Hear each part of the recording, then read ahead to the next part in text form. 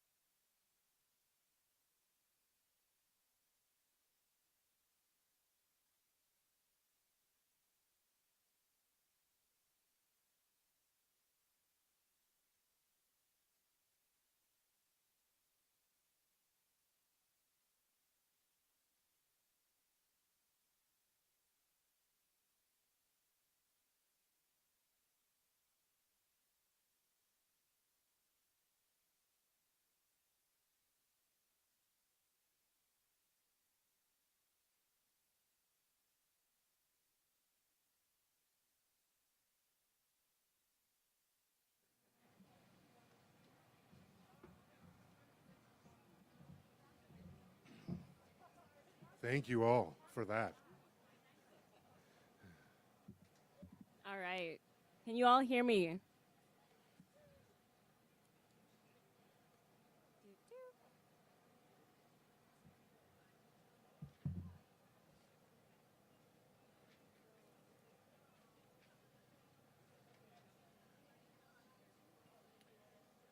Right. I am going to hold this. When I was a kid, we used to say this, rain, rain, go away, come again another day. I don't know if, does that work? Has anyone had good experience with that? Is that proven? The shaky, yeah. I put down some tobacco before I came to ask that it hold off. Yeah, may have been the process stuff. That might have been the problem. You got to watch out for that. All right. Hello, everyone. My name is Rebecca DM. I am usually the word on the streets digital strategy and communications manager. So as you can tell, I've been having a day. But right now, I get to sit down with all of you and interview one of my favorite people that I've ever interviewed before, and who, not to oversell it, but the last time I had the privilege of interviewing Jesse Wente, I was in a daze for the entire day afterwards because he has really insightful and hopeful things to say. And I think that, he's going to speak and the sun's going to come like blazing out of the heavens. I'm pretty sure that that's what's going to happen here today. Yeah. But before we begin, I just want to say first, hello and welcome to The Word on the Street.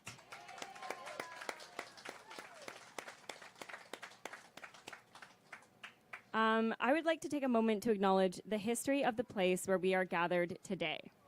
The City of Toronto exists because of the Toronto Purchase, also known as Treaty 13, signed with the Mississaugas of the Credit First Nation in 1805 with a final claim settlement in 2010.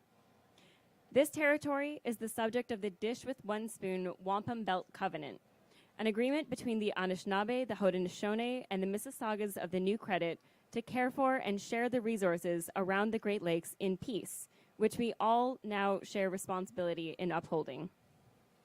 The Dish with One Spoon was born in part out of the Anishinaabe concept of all our relations, which is the awareness that we are connected to and reflected in all the living and non-living beings around us.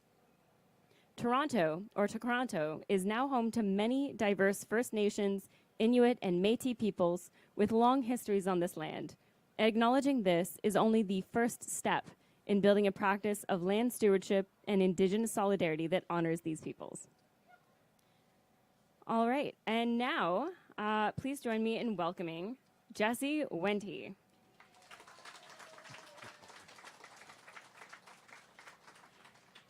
Jesse is an Anishinaabe writer, broadcaster, and arts leader. Born and raised in Toronto, his family comes from Chicago and Janabajing, Anishinaabeg, and he is a member of the Serpent River First Nation.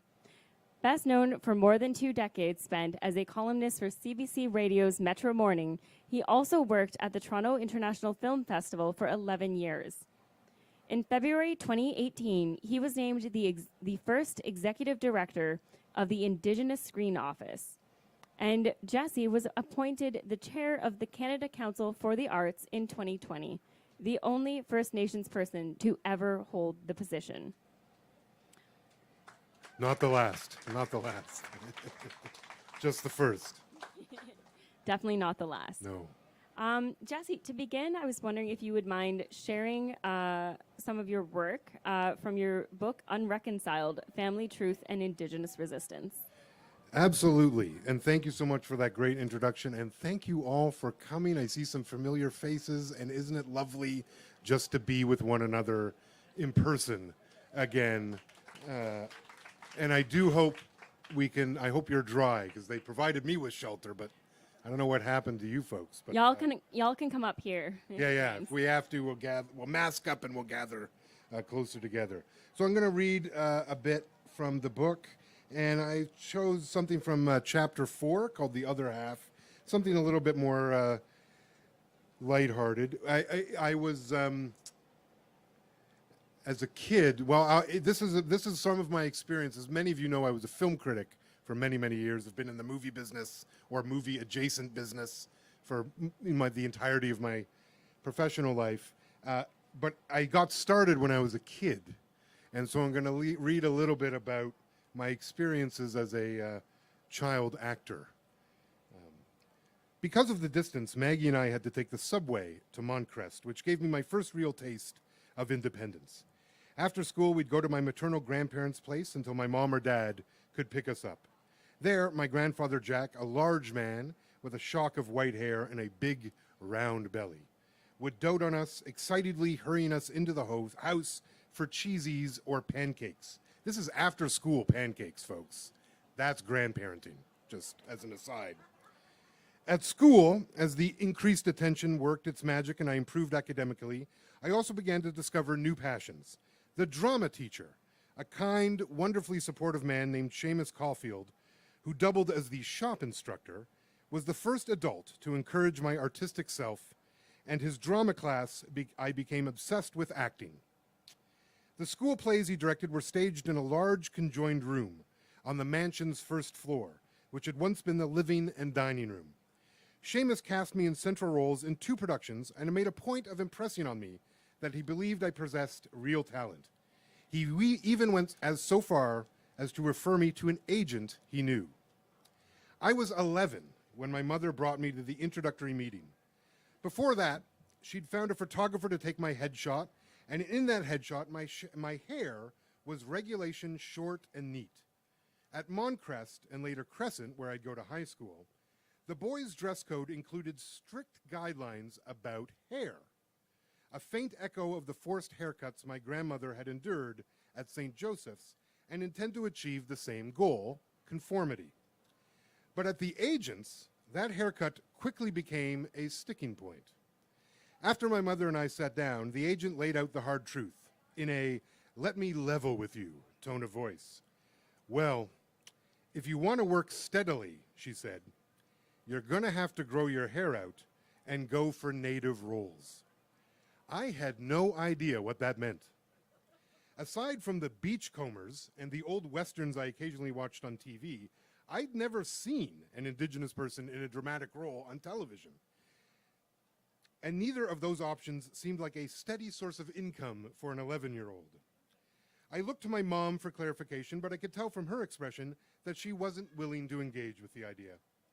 I was just about to resign myself to a life of obscurity when the agent, flipping through a stack of scripts and casting call notices, told us that she might actually have something for me, a TV show, was looking for a large group of kids to appear in a single episode, so she arranged to send me on an audition.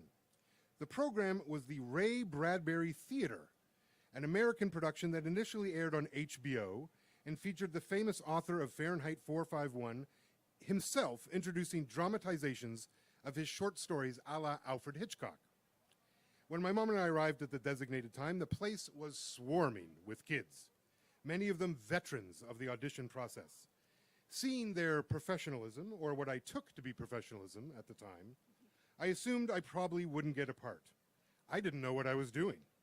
I just enjoyed performing. But I decided to give it just a shot anyway, to learn anything I could.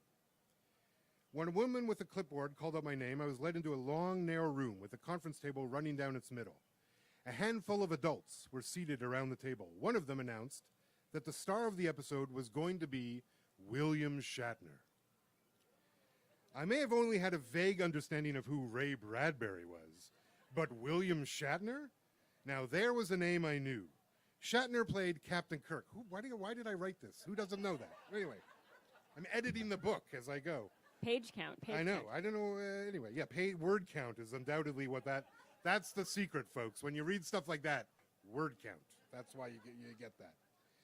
I'd seen every episode of Star Trek by then, plus the original film in theaters. He was also T.J. Hooker, the TV cop. In the span of a few seconds, I went from thinking of the audition as over before it began to really, really wanting a part. They gave me a single line to deliver, and I can remember it to this day. "Welcome back to the playground, Charlie." As if I'm auditioning. Like, I don't know what that was. That was like my read. Anyway, I repeated it for the casting people several times. The role was a villainous bully, so I just did my best to sound menacing and a bit unhinged. They then asked me to act as though I was transforming into an animal. Yes, I growled.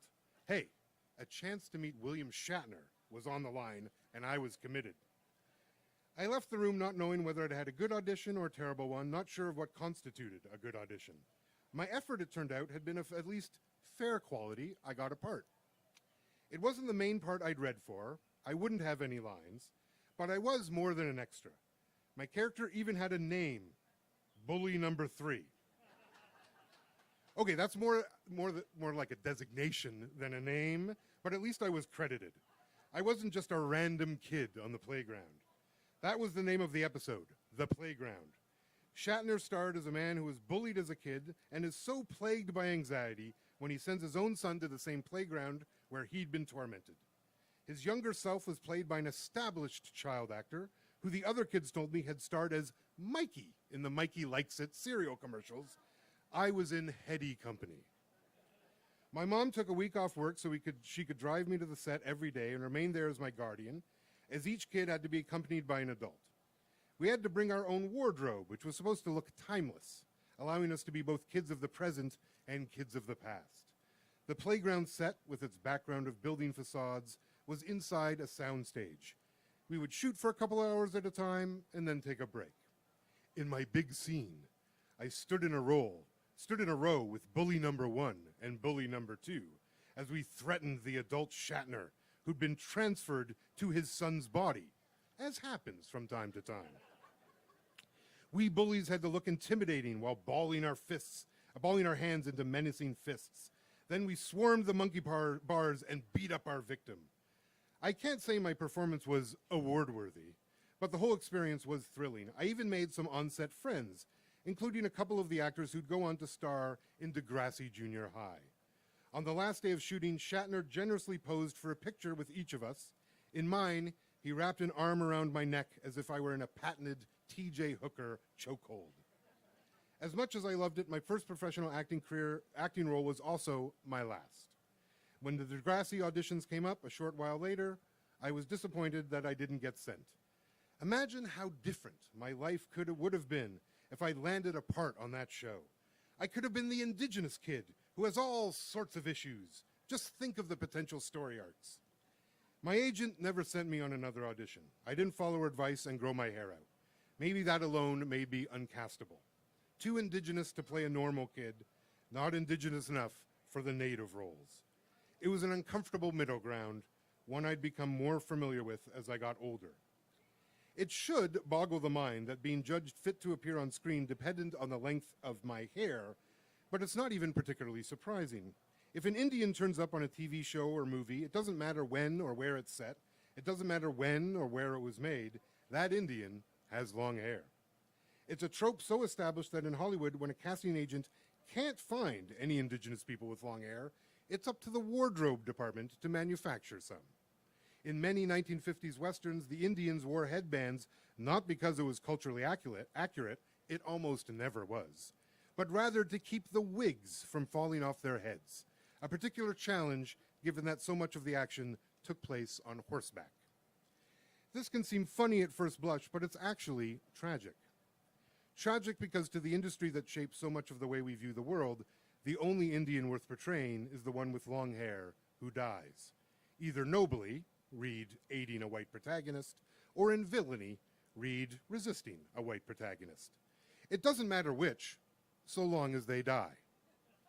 I've met people whose view of the world was so shaped by this misinformation that they believed all Indians were dead, that we'd gone extinct. I've met others who refused to believe I was Indigenous because I didn't have long hair. The enduring stereotype that ended my fledgling acting career, along with the lack of any other Indigenous representation, has narrowed people's understanding of Indigenous life and of what an Indigenous person looks like down to this one image, as thin as a culturally inaccurate headband. The headbands were also tragic because one of the reasons so many Indigenous actors wore their hair short was that it coincided with the peak of assimilationist policies in both Canada and the United States. Sometimes our hair was cut forcibly, as my grandmother's was. Other times, we cut our hair as a way to fit in, to assert and embrace modernity. Cutting our hair was always been a method of control and erasure, and the depiction of Indigenous people only with long hair is part of the framework that makes that control and erasure possible. I've appeared on screen plenty of times since my week with William Shatner, but I never acted again. I did, though, go to meet one other agent. By then, I was in university and needed work. I remembered how much fun I'd had acting and thought it might be worth a second attempt. So I got another headshot taken, one my wife, Julie, teasingly refers to as my bedroom eyes photo, and took it with me to my meeting. When I arrived, I handed over the headshot. The agent looked at it, looked up at me, and looked back at the headshot.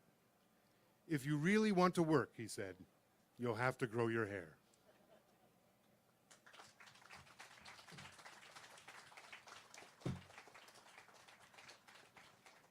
You know, when I read that chapter, I was like really reflecting on the past 2 years and how being forced not to get a haircut means that I've had the longest hair that I've ever had in my life. And trying to figure out what to do with it is really hard in a way that I've never anticipated before. But yeah, I'm getting really good at the braids, finally, at last. Yeah. Thank you so much for that reading, and thank you so much for this book. I think that you blend humor and experience and storytelling so well with like you weave them together with the bigger issues of, like, you know, the agency to decide what your hair will look like, the agency to decide that whatever haircut that you have makes you feel beautiful and seen. And the importance of that for Indigenous men in particular to have their you know, image seen as beautiful instead of scary or fictional or controlled or whatever. Can you talk a bit more about how people are both disrupting that image and reclaiming what that image, the truth of that image at the same time? Yeah, well, I mean, I think that feeling or all of those tensions are an intended result of colonialism, right? We're supposed to be part of what the desire was for Indigenous people to feel uncomfortable in our own skin, in our own communities, on our own land, in a way to force the assimilation so that we'll just adopt whatever else. I think, that didn't work. That actually just didn't work as a strategy. It failed. And now what you see is more people just getting comfortable again with being who we are. And this is, you know, it's a big part of why the book's called Unreconciled. That's still a lifelong journey for me to get that comfort back. But, you know, an elder recently said to me, you know, he'd read the book and he said, you know, Jesse, you worry a lot about being Anishinaabe or whether you're Anishinaabe enough.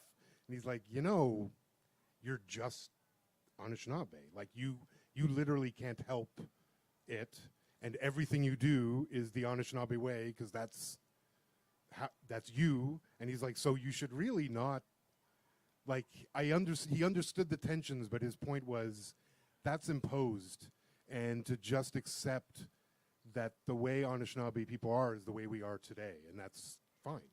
And it's not some connection. So I think there's that, and then I see my kids sitting in the audience, and my son has long hair down his back right now, something that I would not have had the choice at his age. And I think that that's maybe a sign to me that we're stuff is moving, and maybe he won't ever have to feel like he has to cut his hair in order to fit in. So that's good. Yeah, one of the things that really struck me was that a lot of Indigenous writing discusses and addresses the intergenerational. With your book, I found a lot of intergenerational joy, and that made me really happy because, you know, I want my Indigenous friends to be able to write about their family histories and about their trauma, but I also just want them to be able to write what they made for breakfast and publish that. Like, you know, I want there to be that whole variety. But I think that we're still in a place where it's very important to tell these intergenerational stories and to carry those narratives forward in new ways. And your book really addresses those intergenerational connections in a beautiful way with your children. I know that your daughter is a really talented artist. That I've heard that, and I really hope that we're going to see her work in the comics artist section someday. I think we will. I have good hopes, and I want to meet her later. And your son and the supports that you and your wife are giving to your family, in addition to the supports that you received from your parents and from your grandparents. Can you talk a bit more about the way that, you know, like at the end of the book, you talk about how it didn't work.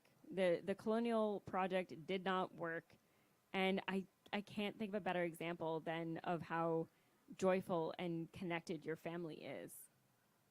Well, thank you for that. I mean, I think the joy, because of, you know, all of the stuff, the thing I remember most about my grandmother is her laugh. Yeah.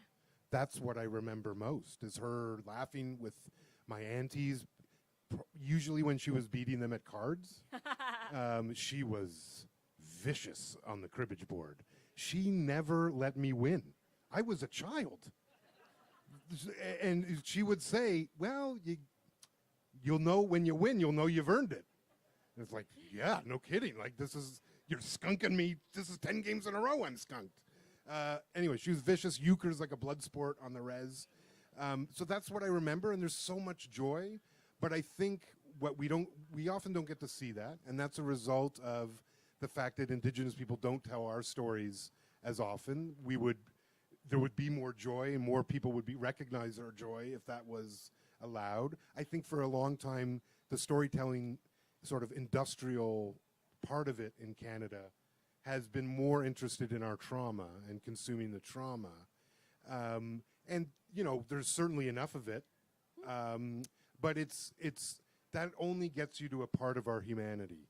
And I think what's exciting about this moment, and I think the moments coming, is that increasingly Indigenous peoples, Indigenous authors, Indigenous storytellers, we're a little bit further from some of the big pain points, right?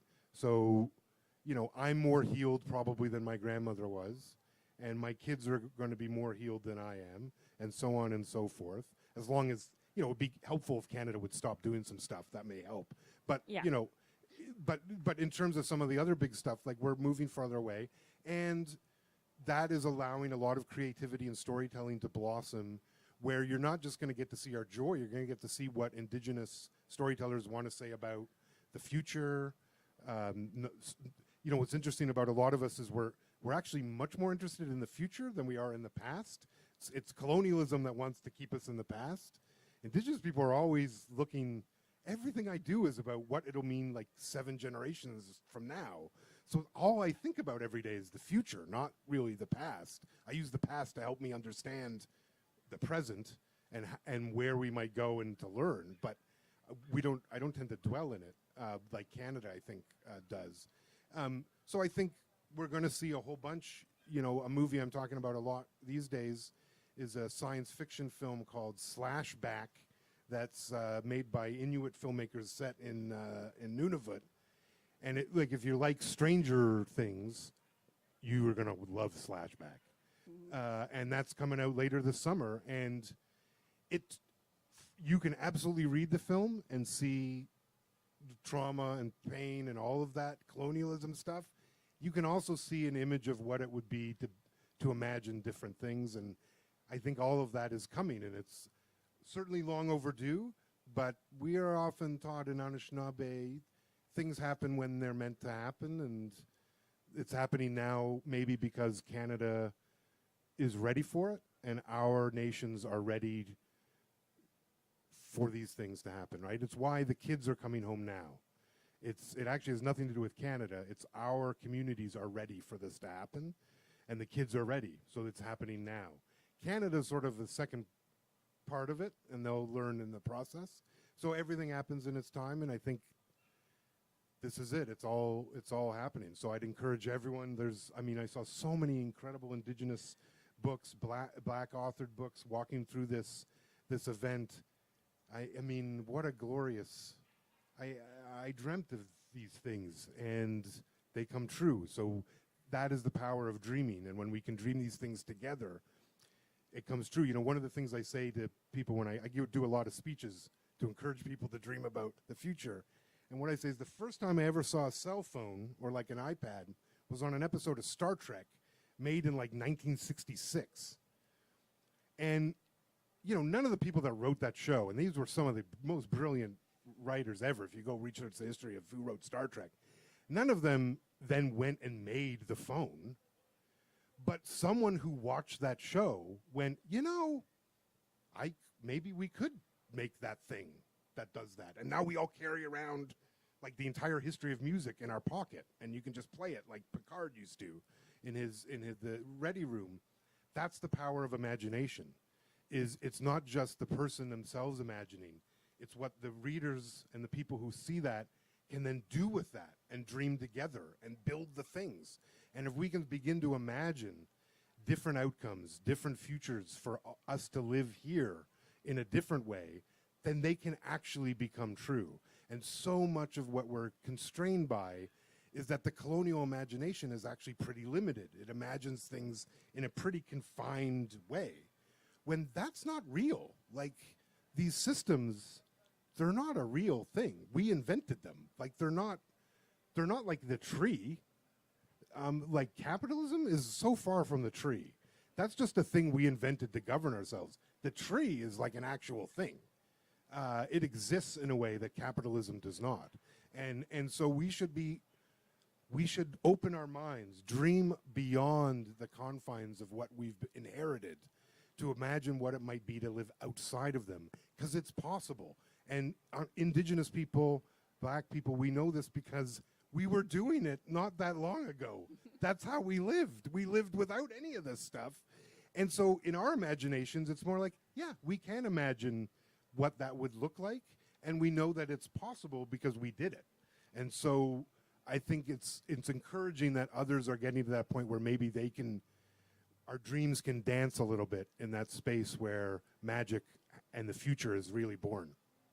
I agree completely. And I think one of the really interesting things is that you call out institutional challenges and institutions that need to be challenged, but you also talk about community level healing. And I think that a festival like Word on the Street and you know, all of us gathered here today, like, this is healing. Like, this, hosting a big artsy book fest for free that everyone in the city can come to without any financial barriers, like, this is healing and reclaiming a space that is usually covered in cars and exhaust fumes and not nice stuff. And your book and your words really make me conscious and aware of, like, the way that I move through the city and the places that I visit and the people that I see, and, like, the efforts that I give my energy to. So can you share a bit more about your understanding of what is needed for that community level healing? I mean, the first thing, I mean, I agree with everything you said. I mean, that's why I love this event. And I think we need more things that are free, where we can gather together without being forced to purchase something. And I think there's historical precedent about why we might want that. And then I would also say that, on the institutional side, I think we need to challenge institutions and systems that over time may no longer serve us as humans and may require us to serve them as systems or institutions, because that seems very backward to me, in that like the central concern for us should be humanity and not upholding systems. And we just saw with COVID, a lot of decisions right now. a lot of decisions made. We don't have to give them space. Yeah. Cool. If you want to wait. I mean, they realized that it wasn't actually a mandate that you had to take the vaccine, right? No. Like, right? You were free not to. I mean, it. But so I think we need to look at, Cool, man. Cool. It's okay, buddy. We've got the mic. It's all good. Because what I would say about a lot of this is I don't disagree with some of the source in that the systems are failing us as people. Like, we do have a right to be angry and upset that we watched a pandemic and our leaders were far more worried with the economy than like keeping people alive.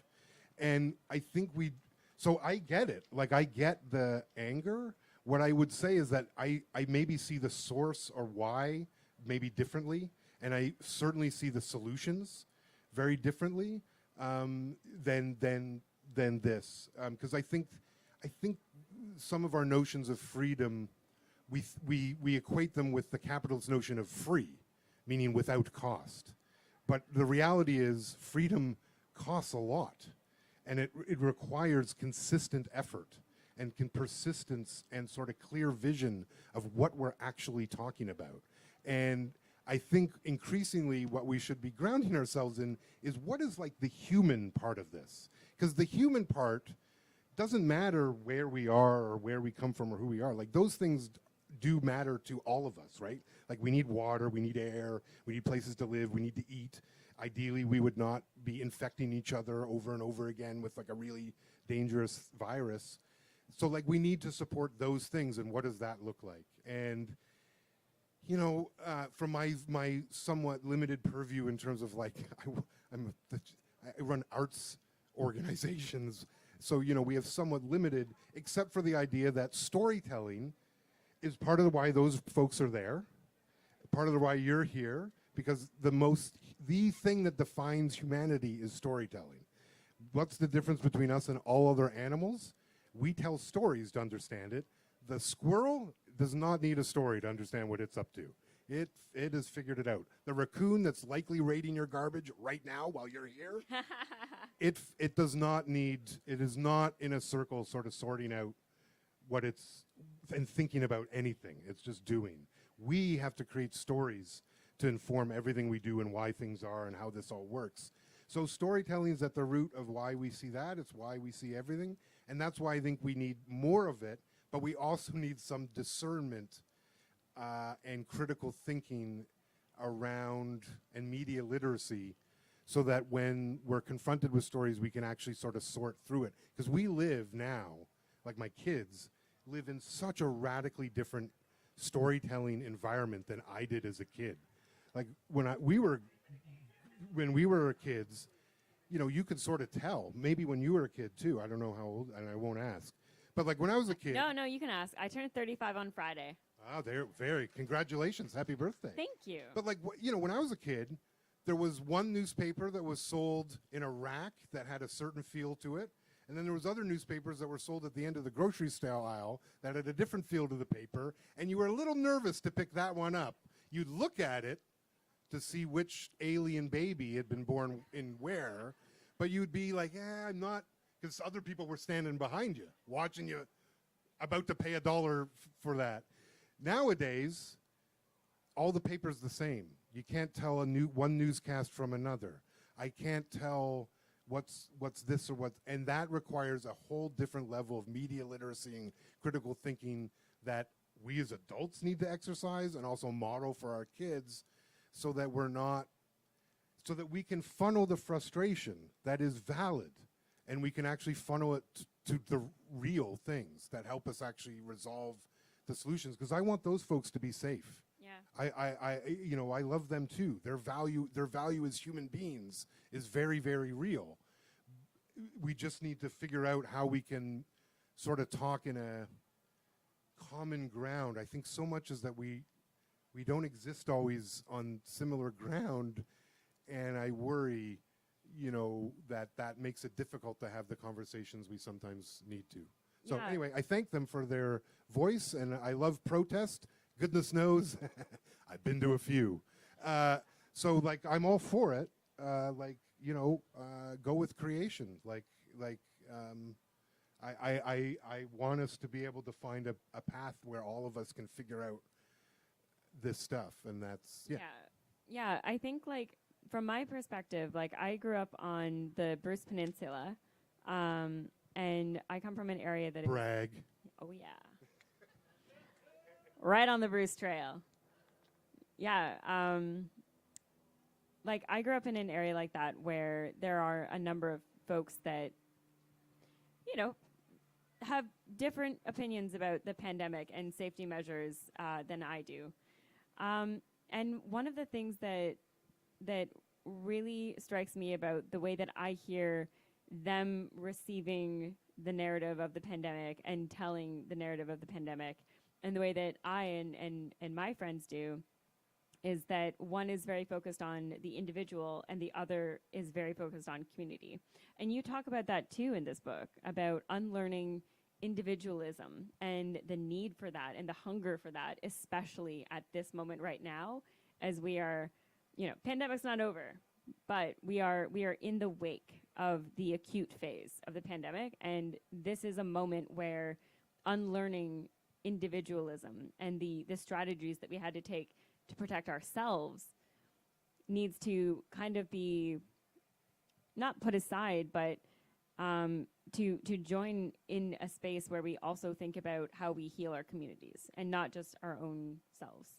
Yeah, I think it's a great point, and it goes back to the idea that freedom isn't free, and that the cost of it is a social responsibility, and like that we could recognize that in the end, right, your health is meaningful to my health, and my health is meaningful to yours, and that if one of us gets sick, there's an imbalance that begins, and that we live like humans. We have to gather like this. We are really bad at being like alone animals. It's not good. We die is sort of what typically happens. So we have to gather, which means we have to be able to figure out how to relate. For Anishinaabe, the community's at the center, and what's been sort of hard to grasp with some of the response we've seen is that for Anishinaabe, if you go to every one of our gatherings and a feast, who eats first? It's the elders and the kids eat before the adults. They're at the center of all the decisions. So you think of the most vulnerable first when you make a decision, and you sort of radiate from that outwards. And so it's been a challenge to see some of the decisions made now and try to true that up with that view of the world, because we haven't done that. We've expressly chosen not to protect the most vulnerable, sort of leave them on I guess good luck is sort of like the phase we're in now, the good luck phase. Good luck, folks, you're on your own. And I don't know why there's just simple things where you can still make individual choices about things, but we're informed. I don't get why we don't have those free tests, everywhere. Just everywhere you go, it's here, you want one? Here, you want one? Just so that we can ourselves take some individual responsibility about what we're doing and be better informed, so that when we go out, I think we forget that we do this all the time with each other. Anyone who drove here just practiced it, hopefully. I mean, you are a driver in Toronto, so there's a 50-50 chance that you didn't practice it.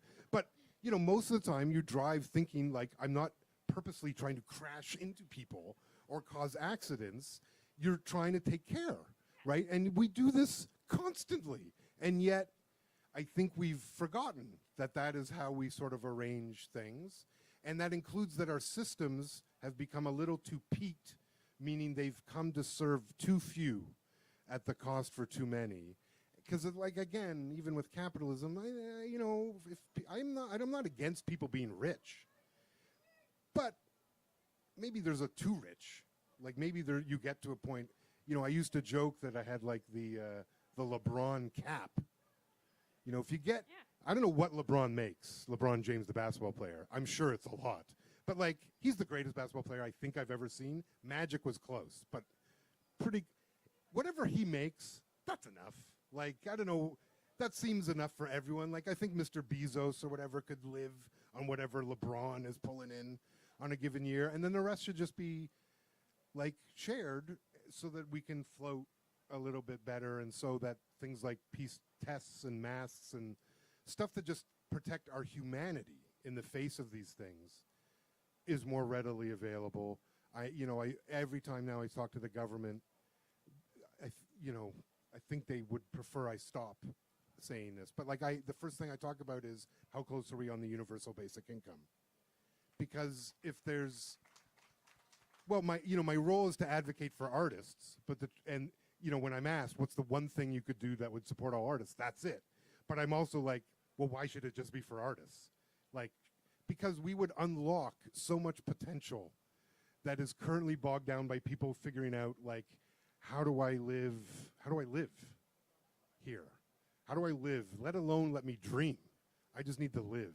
If we took care of the living part, which seems like a fair thing to, like, yeah, we'll give you enough to live in order to, like, then track your every movement or whatever else is going on in society and, like, charge people for that information. Like, it seems fair that we would be able to live. And then if people could live, you could dream. And that's when the big stuff happens. It's not a coincidence that we see people of privilege be the ones that build the big companies, because they're the ones that are free to dream. They're not waking up figuring out, how am I getting to work? How am I feeding the kids? Everyone should have that ability. And imagine what that actually would be if everyone actually had that, and not just a few, but everyone had it. How transformative that would be. So I feel that. I feel that so much. I just view it how we get to alleviating that in a very different way that would require recognizing the obligations and responsibilities that come with freedom. And that there's a window of individual choice that, of course, we all want to be allowed. It comes with a responsibility that my individual choice, I may have to stop in order for you to have yours. And, like, that's just the deal we make to live happily. Yeah, absolutely. I had the opportunity to interview for the Read the North podcast earlier this year. And when we spoke about this, you talked about, I want you to have the freedom to dream, but I would also like you to just be and to just enjoy being a human. And I had never really thought about it that way before. That, those times in the pandemic when I was alone in my apartment, I benefited from CERB for a little while there. I luckily still have a job at this beautiful book festival. But there's, like, a portion of the year where I am very part-time and I'm not working on the festival. And I was just in my apartment, and the stories started to filter back. The stories started to bubble up again. And I would write, like, little just, like, snippets. Like, I didn't have the energy or the capacity to give anything to them, but they started to bubble up again. And the more that I healed myself and my brain, and my community started healing, the more that the stories started to bubble up again and again. And the entire time, I just keep on thinking, like, Jesse was right.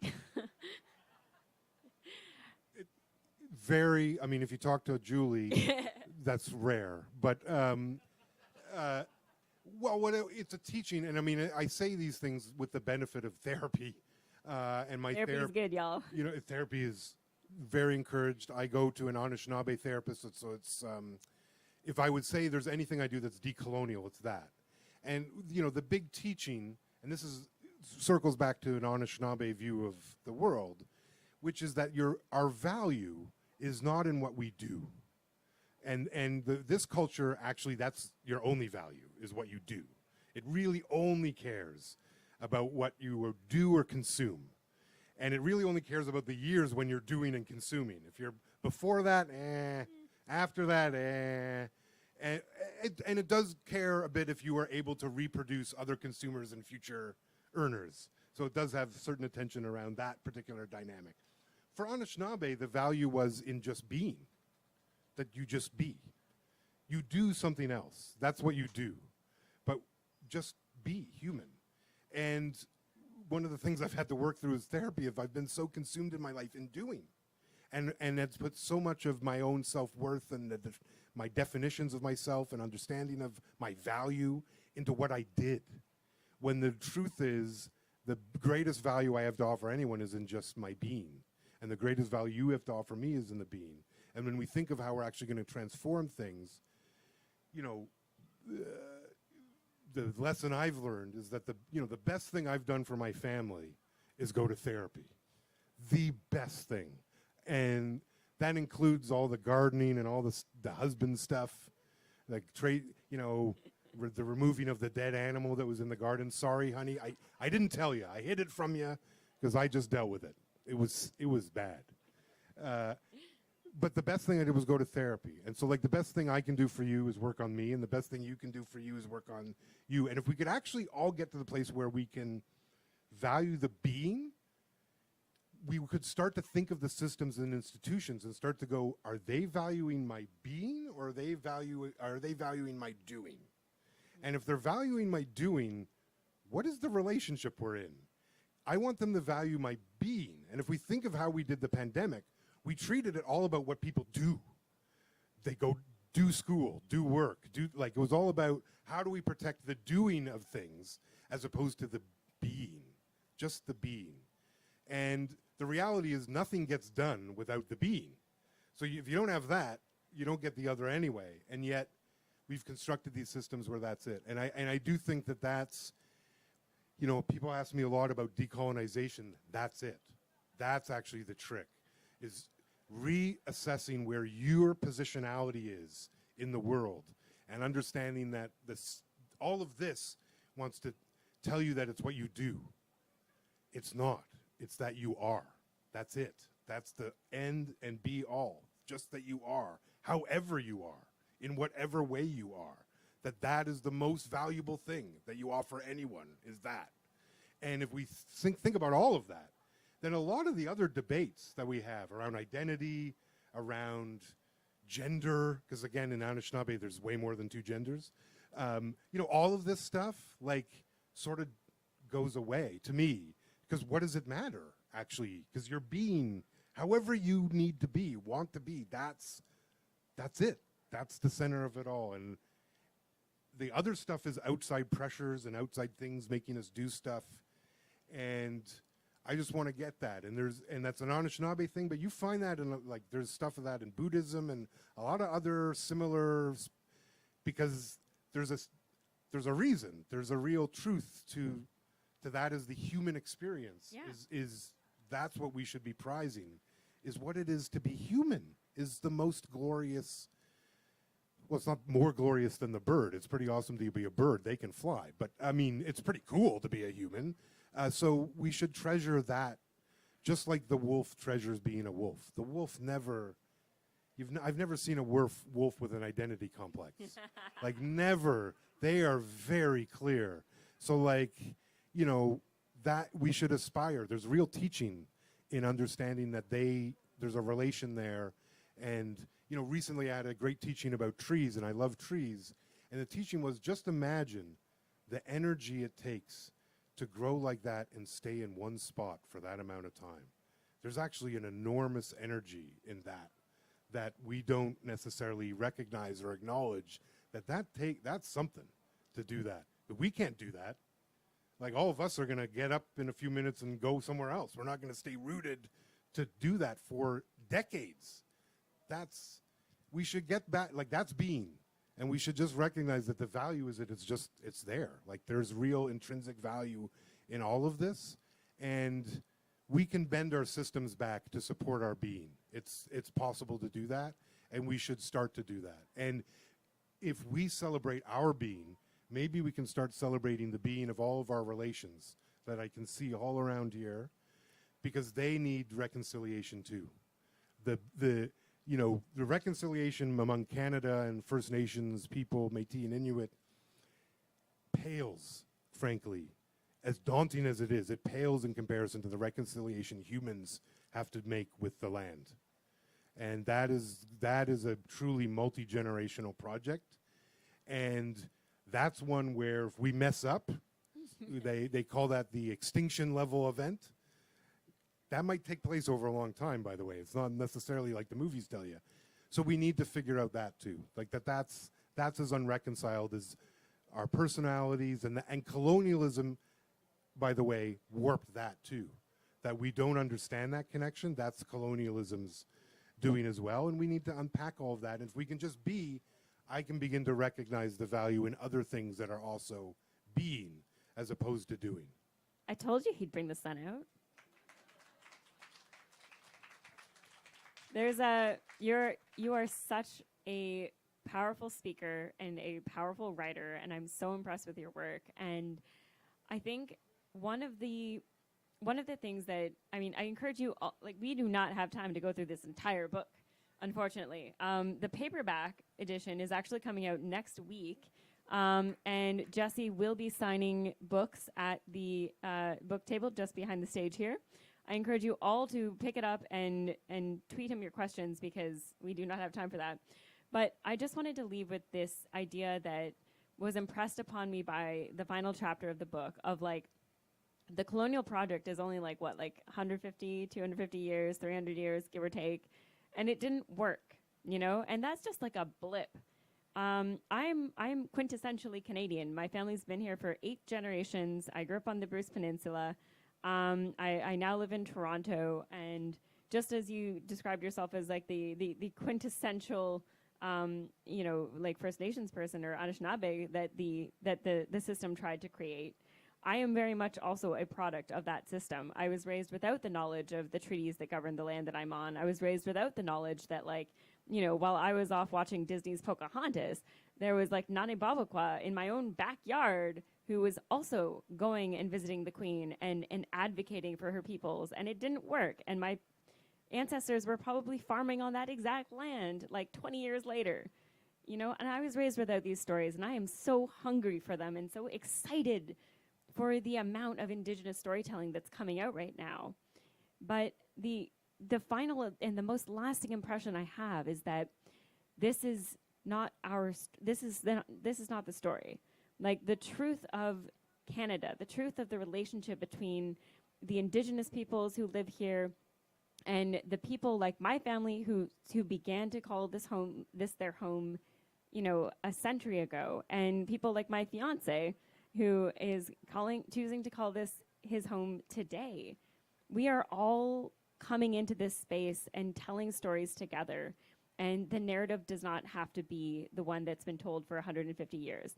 The narrative can benefit from the 10,000, 13,000 years of experience that the Anishinaabe community brings into this space and that we can all learn from. And I just want to thank you for teaching me that and sharing this with me and sharing this with all of us.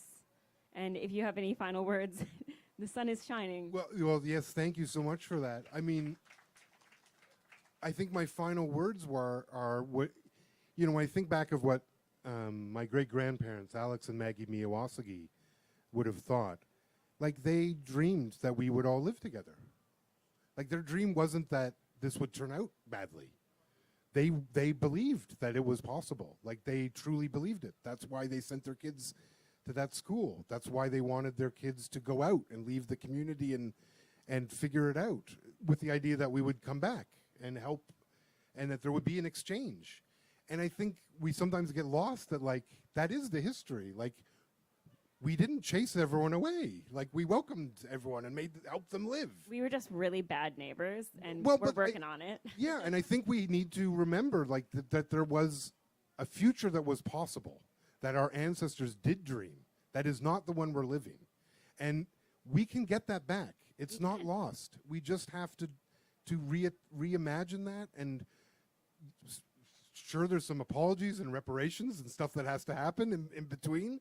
But we're humans. We can get there. And as Anishinaabe, you know, we've been here, literally here, for 13,000 years. Canada's been here 154 or whatever, 5. We get it.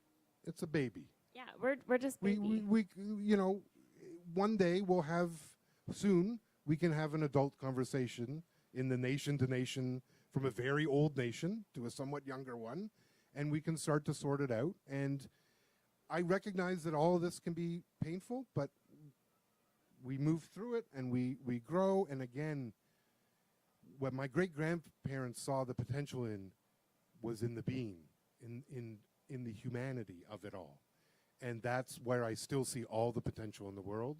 And we just all need to sort of come back around to those things and dream again. And thank you all so much for being here. I appreciate it. Thank you, Creation, for holding off on the rain.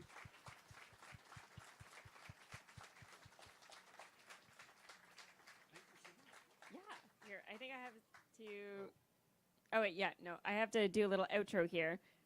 First off, thank you, Jesse. You're one of my favorite people to talk to, and you're so inspiring. On behalf of the Word on the Street, where I have to go back to work now, I would like to thank you for attending this event at the main stage. Up next is not a conversation with Maud Barlow, who unfortunately had to postpone her event, but we are going to be having her at a WOTS event later this year, and potentially, fingers crossed, at our September 25th community pop-up event at Evergreen Brickworks. So that will be very fun. Later on, we're going to hear from Charlie Petch, Nancy Jo Cullen, Rolly Pemberton, and more. So please enjoy the festival. Please get some of those snacks that I see going around. Please hydrate, wear sunscreen, take care of yourselves, and just be in this space together, because this is a really beautiful thing to see. Thank you all.